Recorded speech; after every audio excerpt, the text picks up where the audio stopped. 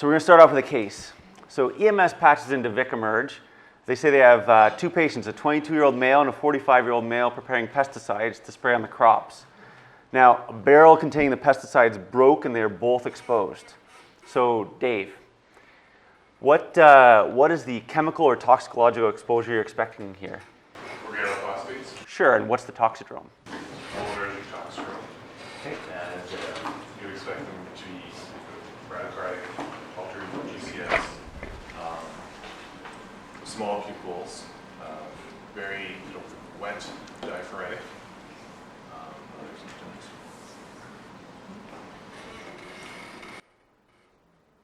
Anyone else want to throw in a couple symptoms? Ben? So to add to the bradycardia, dangerous things are secretions, so bronchuria, bronchospasm, sludge, salivation, lacrimation, urination, defecation, GI. Sure. Yeah. So yeah, we're expecting organophosphates in this case. They inhibit acetylcholinesterase at the postsynaptic membrane, causing overstimulation of muscarinic and nicotinic receptors. The toxidrome, as described, with the muscarinic toxidrome, you're going to see your sludge and your killer bees, which is the far left column there. Nicotinic, you're going to have some fasciculations, weakness, paralysis. CNS, you're going to have some anxiety, confusion, coma, or seizure.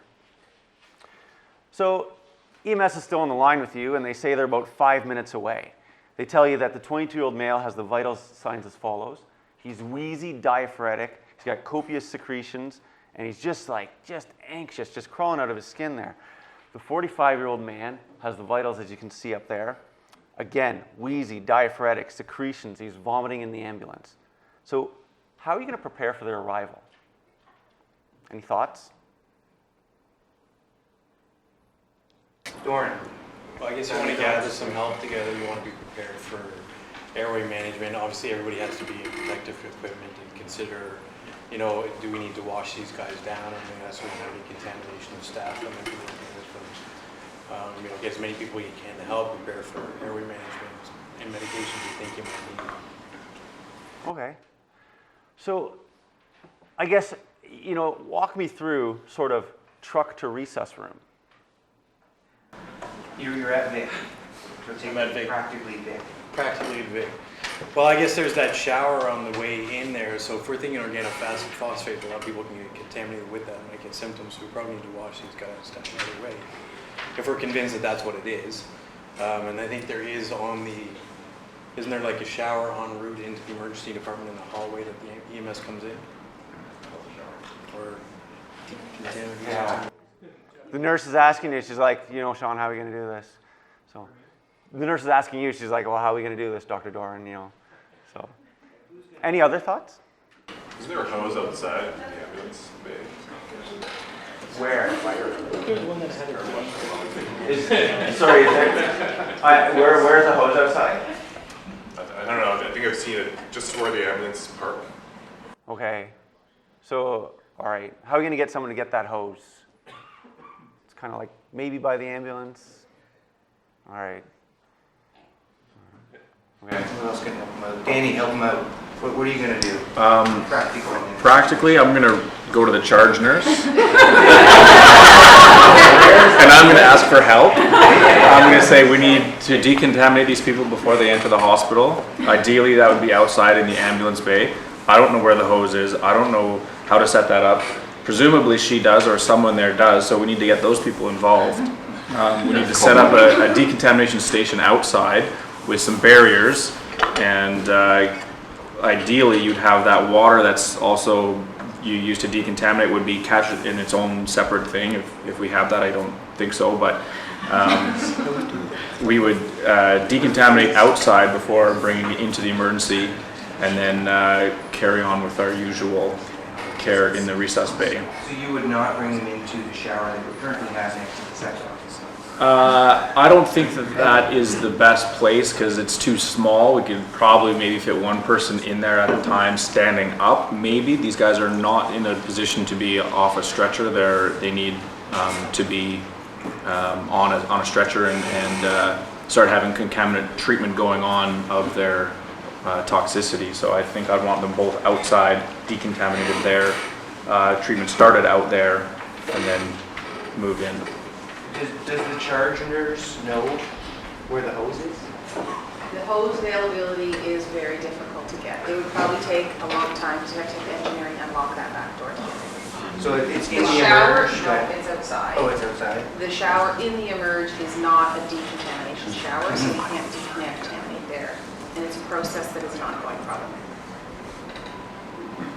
And so we have to call engineering or switchboard. Yeah, somebody In the needs to event come and of force, switchboard. yeah. Zero, then. Security zero. usually would help us with it. It would be security officers that could help us with it, if the hose is available. If it's even available. So EMS calls in, same situation, except this time they say, you know what, we had 3 trucks respond to the scene, there's 4 patients exposed, now we got 2 of our EMS attendants exposed, starting to show symptoms. What are we gonna do in this situation? Same thing, different? How does this change things?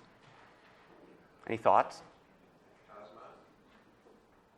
There's other services, like fire, that are available.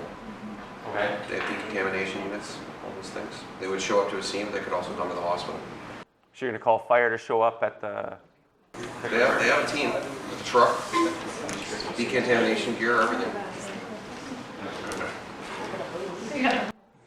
anyone else got ideas and, 6 patients coming in, what we're gonna do?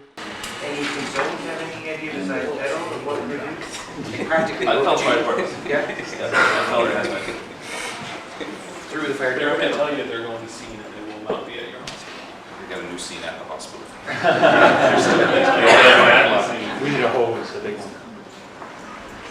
So is there any role to like bring buckets of water and decontaminate them out in the ambulance bay to get them in? Send someone over to get a bucket of loofah brushes from the mall. All right. So we're going to talk, I'll just kind of quick talk about the organophosphates, absorbed by inhalation, skin, or cross mucous membranes, or via ingestion. And just, interesting point, we don't see a lot here. In developing countries, it's the #1 cause of suicide attempts. In China, 60% of suicide attempts. In Malaysia, over 90% of suicide attempts with organophosphates, with a 10 to 20% mortality.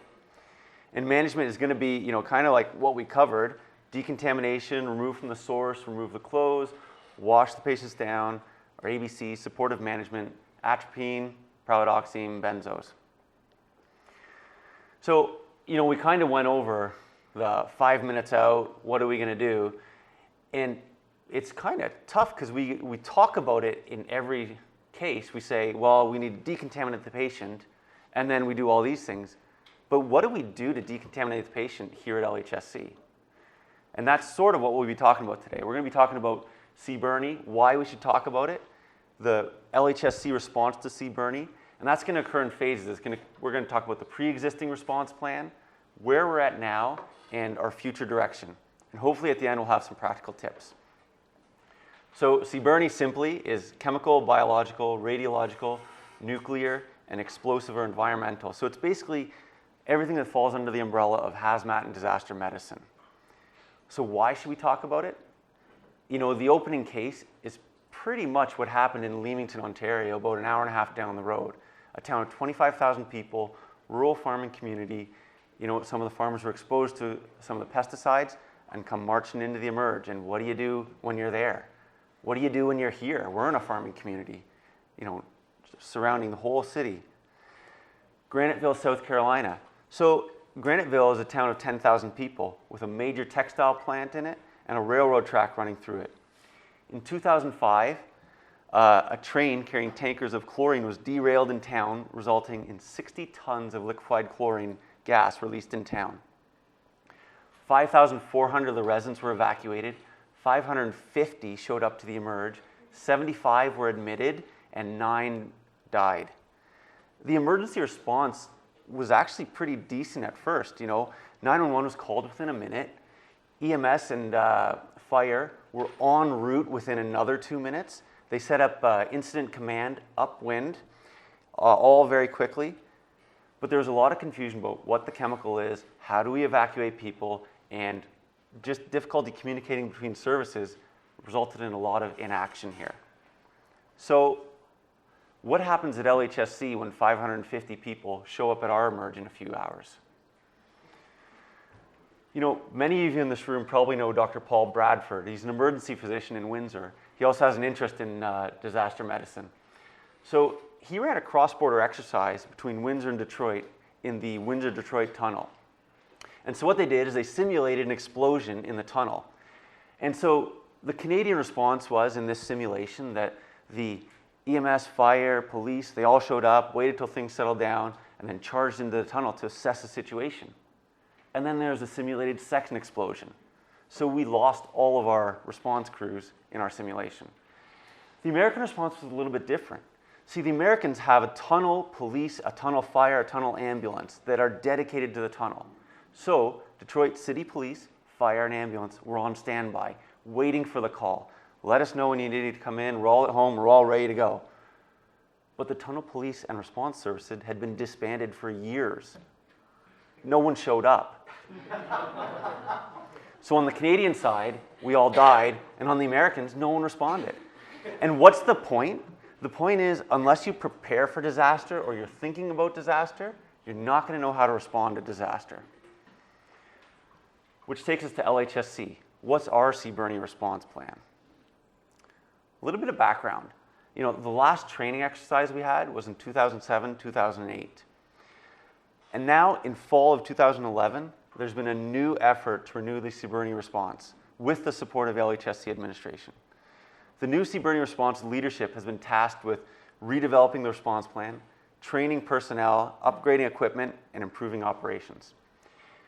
This is going to be an important distinction throughout the presentation, that there's equipment and pre-existing response strategies that were put in place years ago, and over the last year or so or a bit more, they've kind of been ignored, and we haven't paid attention to it up until a few months ago when the new CBRNE response leadership took the initiative themselves to evaluate the old system and push for improvement. So what have they done to this point in time? You know, reviewed the current facilities, equipment, and readiness of LHSC.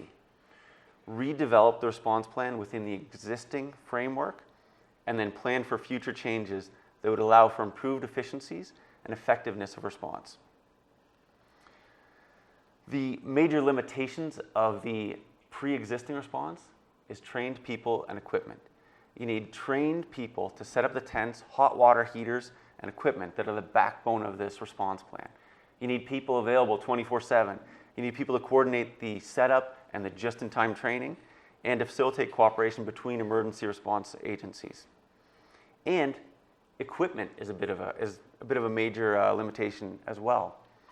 So if we have a major disaster where, you know, it's not 5, it's not 6, it's not 10, it's 500 people coming in, and we need to consider decontamination, what's our response? What do we do? Do you guys know what we have to do at that point in time? Do we have any facility to do that? Is there any equipment? So decontamination tent. We have one at LHSC. So Victoria campus. Does anyone know where the decontamination tent is at Victoria campus? Engineering. Where's the engineer? No, Scott Davis is who we've called to obtain it for us. And he's our management for emergency services with that stuff. So it'll be Scott Davis. And do we know where it is? He does. It's down the hallway in the link on the main floor. Right. Is he on call 24 hours a day? Yeah. Yes. Yes, okay. Except when he does now. Still stored in that area that comes off from you.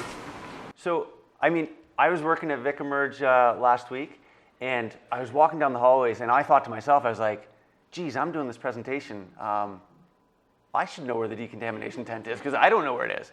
So I was walking down the hallway, and I actually ran into one of the ED techs, and I asked the ED tech, I said, you know, I was looking for the decontamination tent. Do you know where it is?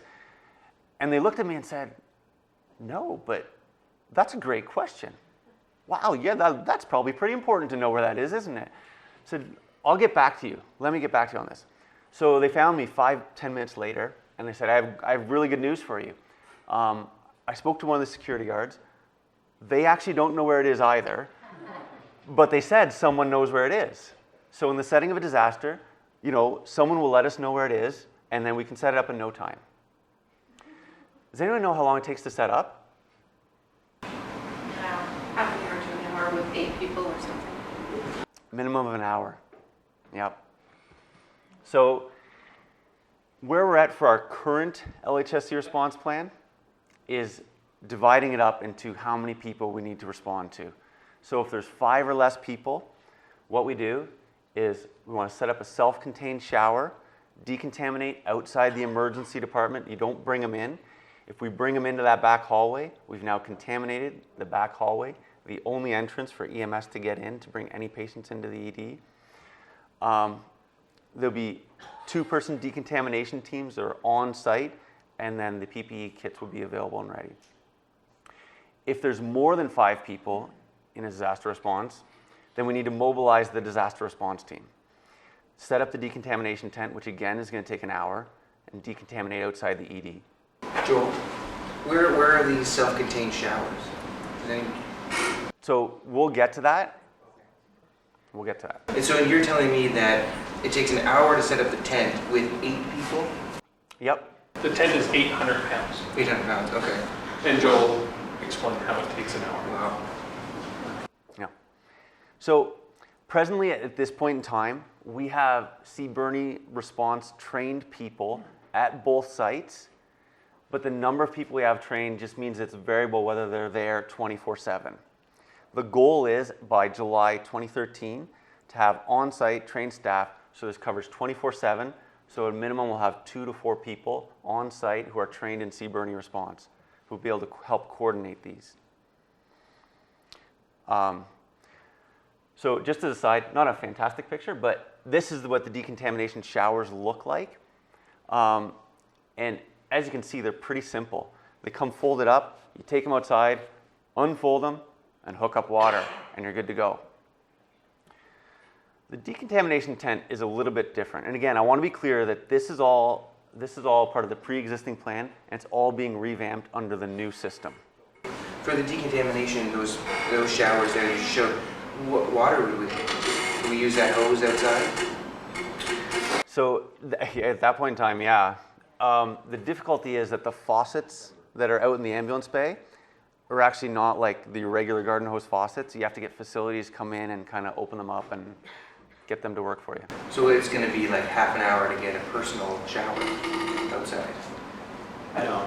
No? No, there's always facility people in the Okay. hospital, so it doesn't take long for them to turn on the water for you. Okay. So those January? It's going to be a little chilly out there. So anyway, we'll let Joel continue on, and we'll.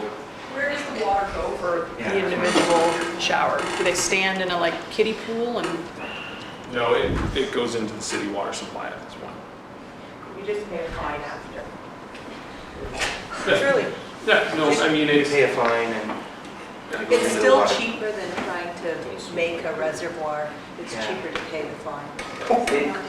And with No, with the most amount that it's diluted makes it completely harmless.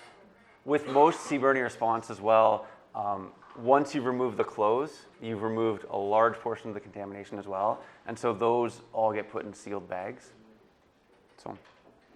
You have to remember that the amount of hazmat that is going into the environment where the actual site is far, far greater than what was actually washed off and diluted with volumes of water on site into the city treatment. So we'll talk about the existing plan if we have to set up the decontamination tent. And again, this is stuff that's all being changed and we're moving out of this system. So here I have a site map of Victoria campus. And as most of you will know, our emergency department is here at that X, red X. Our decontamination tent, as said before, is actually here. The trouble with the decontamination tent is it's actually pretty big, so we can't get it through the doors. So what we need to do is take it into the parking lot on this side, because that's where the doors are to get it out. Take it around E-Tower to the emergency department. It's pretty big, so we need a truck, so we have to call Clintar to get the tent. We throw it in the back of the truck. Like we said, 800 pounds. It's an 8-person lift. Then you go about setting it up once you have it there. And setup takes an hour. Once we've got it set up, Bob's your uncle. All we have to do is put on our PPE gear and start treating patients. So this is the plan for LHSC at this point in time. This is the plan that we're moving away from. But how well are we prepared in the emergency department as people who are working there every day? And for this, we're actually going to need some participation. So I'm going to need 2 volunteers. All right.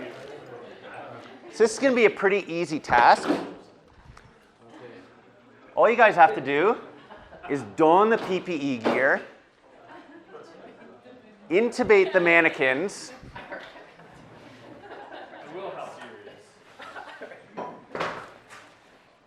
And we were going to get you to start IVs, but we'll go easy on you. We won't get you to do that today. This is essentially what will happen. You'll get the PPE gear, you'll have the placard, and it's like step-by-step, just-in-time training.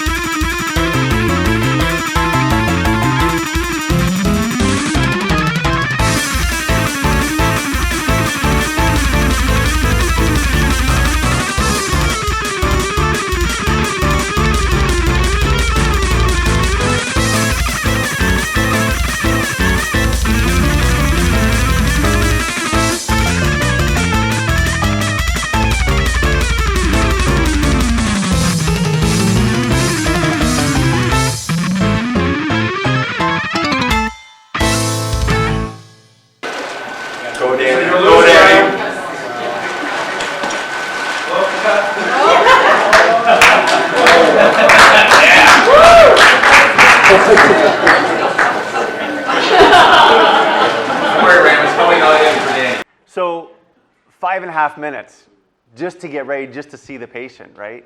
Meanwhile, they're in the ambulance bay. They're already sick. They came in sick.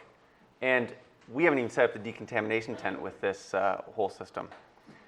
So, Joel, sorry to interrupt. I mean, 5.5 minutes doing it beside the bed with the patients on the bed without taking into account that nursing's going to have to do this. You're going to have to draw up drugs, you're going to have to start IVs, and you have to probably triple this time at the best. Sure. For an actual scenario, right? Or more.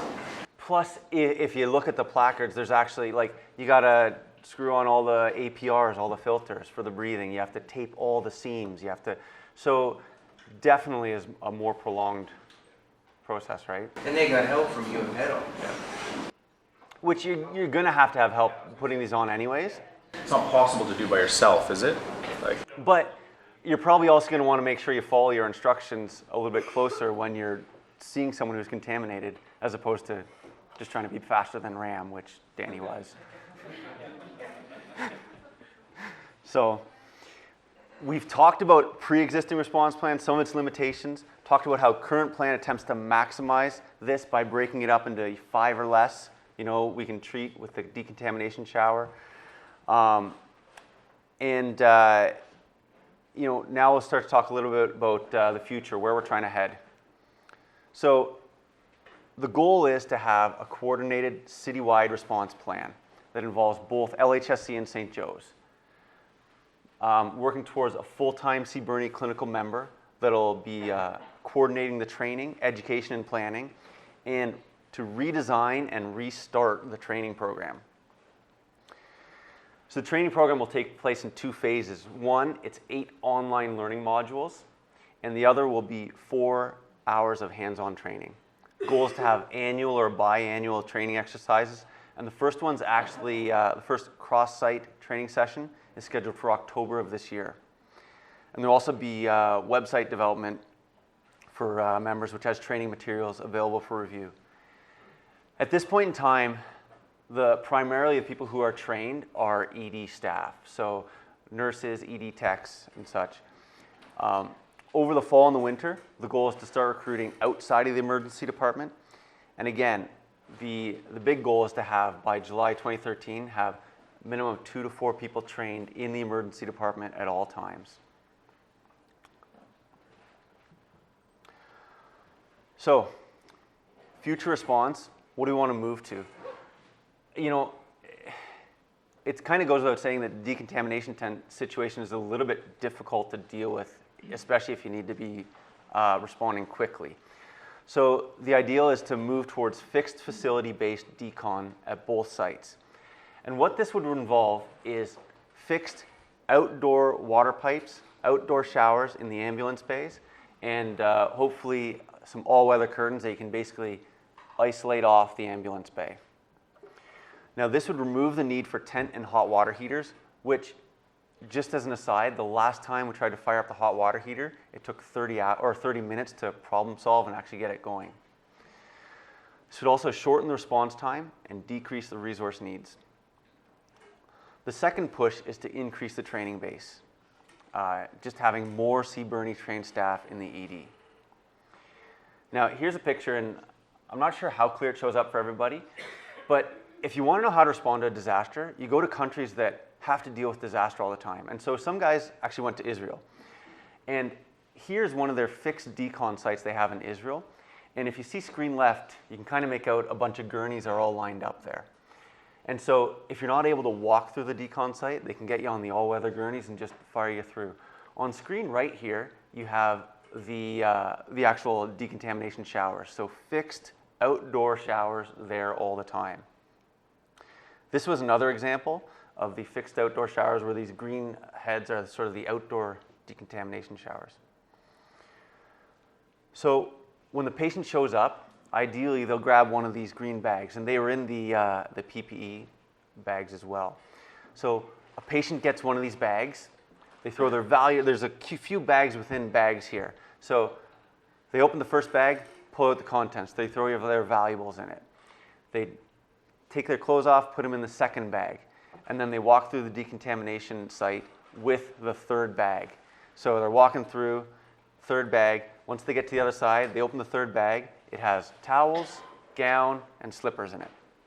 And then there's also a barcoded ID that goes with the bags where they put their valuables and the patient. So once they get to the last bag and through the decontamination, they put their ID on as well.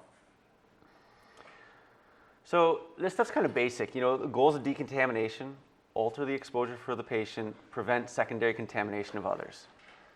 The goal of the PPE is prevent responder exposure to the hazardous material, and this requires us to use the PPE properly and also for no equipment malfunctions. Yeah. So can you repeat a comment that, I noticed that that's PPE-C that we've got, Yeah. right? And then is that all that we're ever going to need, PPE-C versus A and B?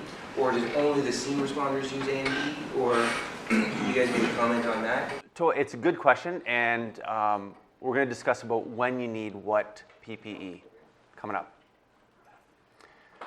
Some of the limitations of PPE, and you asked Danny and Ram, you know, in the short term, they're in it for a few minutes. They don't get much heat stress, but if you're in that thing for long term, you're going to end up with heat stress.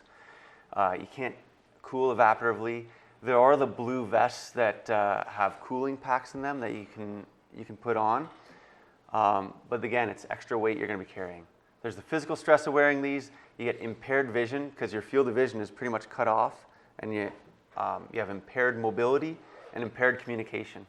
And you know, it's interesting because I threw one of these on before I did the rounds, and you know, you can kind of hear Ram and Danny not bad when they're talking. It's like, oh, it's not that bad communication. When you're inside that thing, you got the fan blowing and you can't hear a thing, you know. So the other element is psychological stress. So when there is a disaster or a hazmat scene, it's broken up into different zones. The hot zone is basically the area immediately surrounding the contamination site. So unless the hospital is the actual contamination site, it's not the hot zone. The hospital is going to be the warm zone, and that's going to affect the PPE we need to wear. So for responders in the hot zone, they need either PPE-A or PPE-B, depending upon what the chemical is. So PPE-A is basically self-contained breathing apparatus, a positive pressure suit, a fully encapsulated suit. You're basically completely isolated from the environment, including your air tank. PPE-B has the same level of respiratory protection, but a little less rigorous skin exposure. You know, you're still covered from head to toe, you just don't have that isolated, everything is cut off from the environment. What we're gonna be wearing and what these guys put on is PPE-C. And because we're in the warm zone, we don't need to ever wear the PPE-A or B unless, again, the hospital is the actual site. So this is the most LHSC has, and this is the most we'll need to be able to, we'll have to wear. So it involves the full face masks with the air purifiers or the APRs. And there's two models of that. There's the plain APR, which the guy on the top wears, where it's just the filter attached to the mask. And then there's the powered APRs, which is what Danny and Ram put on, where you have the fan blowing the air into the suit. So when that fan's blowing air into the suit, it still creates a positive pressure in our suit, so that if you do get a tear or a rip in your suit, the positive pressure will push the air out as opposed to sucking any sort of contaminants in. Now, LHSC has moved from APRs to PAPRs. So we have the APRs, but when you're wearing these, you're the force that's driving the air through these filters. And again, I put one of these on, and you put it on at first, and it's not that big of a deal. But then you kind of realize after a while, you're like, you really gotta create an inspiratory pressure to get the air through that filter. So by moving to the PAPRs, you get increased operational time in your PPE. You get improved comfort because you don't have this big mass hanging off your chin, and there's no need for like a fit testing of the mask. And then the other level of PPE is PPE-D, and this is essentially what we're wearing in the eMERGE to see patients that we're concerned about: gloves, gowns, mask. So what's the takeaway from today? Like, that's fine. So now Danny and Ram can kind of get dressed and they'll be all right, but what are we gonna do, right? Because we didn't get dressed in the gear. What do we actually do in the setting of these situations? We're gonna talk about what PPE we need. We're gonna talk about how to activate it, patient decontamination, and equipment. So just going down the CBRNE list, so if it's chemical, we're gonna assume we need PPE-C unless we're told otherwise. If it's biological, we're gonna treat it gloves, gowns, N95s, radiation. Again, decontaminate like we do with everybody: gloves, gowns, mask, and especially for the radiation, that's sufficient. Once we've decontaminated, gloves, gowns, masks is appropriate. Same with nuclear. In an explosion, I think the only thing, or the thing we need to be thinking about is, could this have been a dirty bomb? So if we're thinking it might be, then we do the same sort of precautions that we would for radiation. So dirty bomb being someone exploded a bomb with some radioactive material in it. The actual radioactive levels or radiation levels we receive from dirty bombs are usually not that significant. Sort of the concern and hysteria that surrounds it is usually a bigger trouble than the actual radiation of the dirty bomb, but still wearing our precautions. How does this get activated?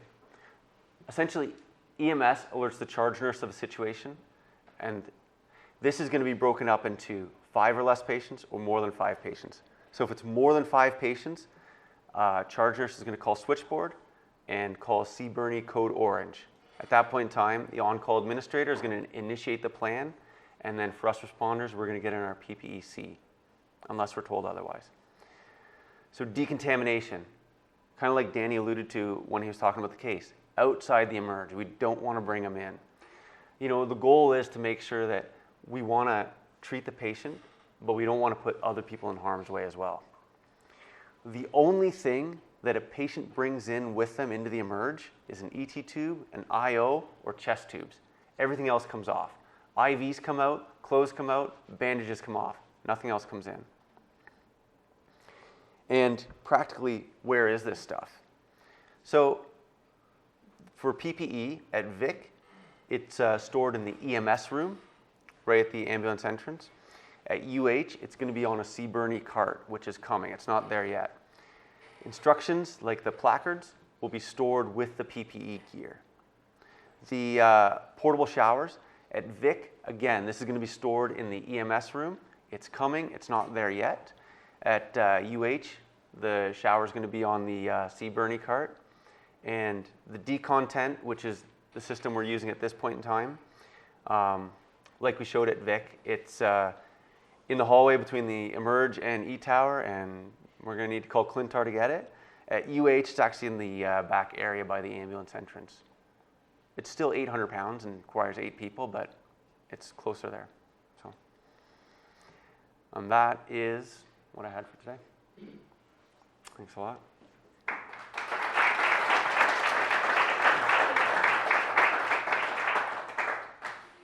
I was just going to ask a question about the decontamination with the radiation, but I guess that's hopefully going to happen on scene as opposed to around here. Because in that case, I would think your self-contained water would be more important from a radiation exposure as opposed to chemical exposure. But I would assume there's a plan on site because we house radiation. So, I mean, when it comes to radiation, radiation is a little bit of a different one in that when you're contaminated with radiation, again, taking the clothes off removes 80-90%. So now we're kind of down to that. And with radiation, the guidelines are actually, if the patient's critically ill, needs emergency management now, you can bring them into the emergency department. You can bring them into the recess room without decontaminating. So, as long, yeah, clothes removal gets 90%. Then you bring them into the recess room. At that point in time, you'd have to have your radiation response team called. So there's a radiation officer in the hospital that we call for those responses. And we'll have to have a dosimeter of some sort in the recess room, either on all the people treating them, or if you only have one for the recess room or for wherever you're treating the patient, it basically goes in the center of the room over the patient. And so once you've reached your max, then people get out. Because I did face this about a couple of years ago, and there was a guy coming that had traveled by, he was hauling some stuff, and he ended up being mentally unwell was his problem. But he was hauling equipment in his truck, and he had called into the ambulance saying he was feeling acutely unwell, and he was hauling radioactive material. And he was concerned there was a leak, and that's why he was feeling unwell. And EMS brought him in. So, you're kind of, what's real and what's not real, and not that I was all that concerned about him because he ended up being pretty loopy. But it begged the question, who do you call? So and I don't know if you figured out, but there is a radiation safety officer, and the nuke med techs have the true equipment, like the true Geiger-Mueller counters. We're hoping as the emerges switch over to Pyxis, that we actually have, the hospital has their little hair dryers that can do gross contamination assessments for that, and we're hoping that once Pyxis comes in place, we'll actually have one in the department, and it's very simple. It is a, dumb down, you push the button, you turn it on, you point it at the patient, and it either beeps a lot or it doesn't beep a lot, and it'll give you a gross counts per minute number. So that'll help in that situation. The other thing with radiation that is different is, one, if you get all their clothes off, you get rid of most of it. Baby wipes are actually the new thing that a lot of places are using. Instead of just hosing people down with water, you just basically take baby wipes, you wipe them all off, you throw them in a bag, and then it's contained. If you have to use water, the other thing people are doing is doing it on grass. So you don't do it on hard surfaces, you actually set up your decon on a big grassy area. Your decon water goes into the ground, and then they dig it up after. Sure. Just gotta find some grass. What does EMS do? Like, are they wearing this? Are we potentially then having more patients because EMS is exposed? Yeah, so I mean, if you do your ride-alongs, you know that there's not a seal-off between the front cab of the truck and the back. So if there is a significant exposure, they are at risk. I do believe they have PPE that they can get dressed in as well if they're concerned. So EMS has tie-back suits and just N95 masks. So that's one of the reasons, like Dave was saying, you would call fire to show up at the hospital. Fire's not going to show up at the hospital. They're going to show up at scene, and they're going to do gross decon for EMS, and then they're going to put them in the ambulances and go.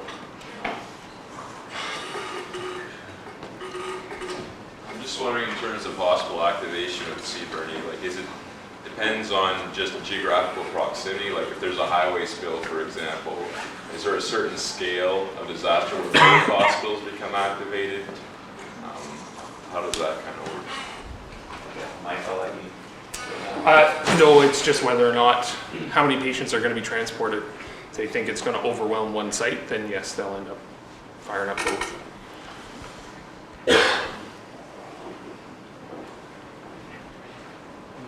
Thanks a lot.